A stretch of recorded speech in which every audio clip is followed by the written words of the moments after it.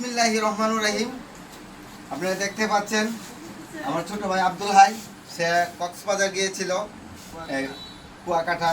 সে একটু ভ্রমণপ্রিয় মানুষ, অনেক ঘোরাঘুরি করতে পছন্দ করে, খাগড়াছড়ি সব মিলিয়ে সে ট্যুর দিয়ে আসার পরে এই হারুনের সাথে তার খুবই একটা বন্ধুত্ব, ফ্রেন্ডলি, অনেক দিন যাবৎ তাদের বন্ধুত্ব। যদি আমার ছোট ভাই, তাদের এই ফ্রেন্ডের বয়স প্রায় 20 বছরের উপরে।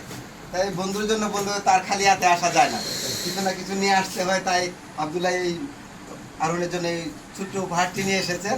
তাই আপনি এই হারুন এর কাছে প্রশ্ন করবো, এই ছোট্ট উপহার পেয়ে কতটা খুশি বা কতটা আনন্দিত?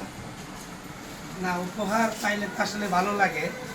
আর বিশেষ করে হলো এই যে মিষ্টিটা নিয়ে আসছে, মিষ্টিটা অত্যন্ত ভালো।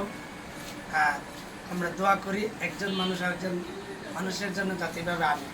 আর অনেকে সমাজের আছে যারা খাইতেই ছিল, খাইতে খাইতে পেটটাই বড় করে, কিন্তু তারা নিতেই জানে কিন্তু আরেকজনকে দিতে জানে না।